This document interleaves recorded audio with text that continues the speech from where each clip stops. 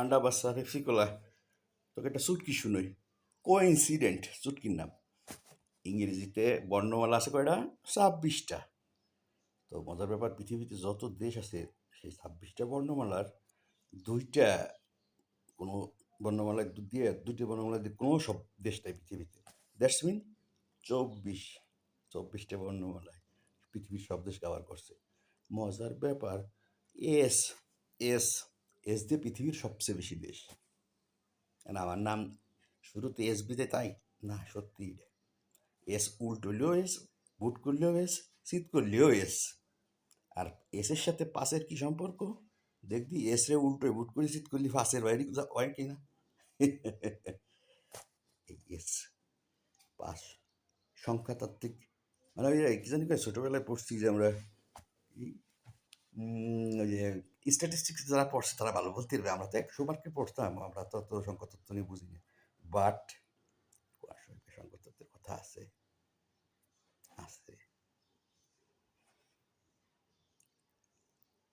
Honours third ইয়ারে economic geography 100 মার্কের একটা কোর্স, 4 ঘন্টার পরীক্ষা, 5টা কোশ্চেন লিখতে হয়। জিয়াউল শামস ছিলেন আমাদের কোর্স টিচার। আমাদের ডিপার্টমেন্টে ওনার মতো স্মার্ট স্যার কেউ ছিলেন না। উনি কানাডার সিটিজেন ছিলেন, কানাডার ইউনিভার্সিটিতে প্রফেসর, আবার ঢাকা ইউনিভার্সিটি প্রফেসর ক্লাস করাতেন। তো যথারীতি পরীক্ষায় দিলাম, 73 পাইছিলাম। তো উনি যখন রেজাল্ট দেয়, রেজাল্টের খাতার সময় তখন সবাইকে দেওয়া হয় দেখার জন্য। তা আমাকে উনি দাঁড় করাইছিলেন, দাঁড় করায় একটা কথা বলছিলেন যেন লাইফ টাইমে ফার্স্ট এত মার্ক কাউকে দিল। মজার ব্যাপার 5টা কোশ্চেনের একটা কোশ্চেনও আমার কমন পড়িনি। তাহলে অথচ আমি 1 মিনিটও ওয়েস্ট করি নেই। তাহলে আমি আমার ব্যাজের ঢাকা ইউনিভার্সিটির ভূগোল ও পরিবেশ বিভাগে থার্ড ইয়ারের 99-2000 ব্যাচের ইকোনমিক জিওগ্রাফিতে হাইয়েস্ট মার্ক পাইছিলাম 73, মুখস্থ আমার। তাহলে কেমন হইল?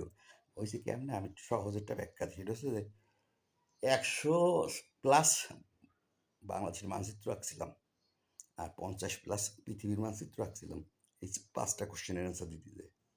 এবং টার্সিয়ারি ইকোনমিক অ্যাক্টিভিটিস ঘুরে ফিরেই আমি প্রাইমারি সেকেন্ডারিতে আমি টার্সিয়ারিতে বাংলাদেশে মানে যত যা কোশ্চেনই আইছে একেবারে এক্স্যাক্টলি বললাম, সত্যি বললাম। সার্ভিস, নাপিতের চুল কাটাও সার্ভিস,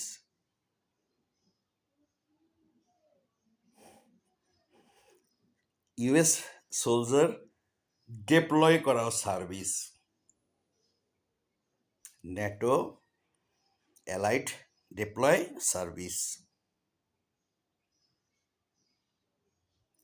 এবং পতিতাবৃত্তিও কিন্তু সার্ভিস। আমি কি বোঝাতে পারছি? আর সার্ভিসের জন্য ওয়ার্ল্ডে বাংলাদেশ কোথায় এখন? নাম্বার 1, ইনশাল্লাহ নাম্বার 1, ইনশাল্লাহ নাম্বার 1, ইনশাল্লাহ।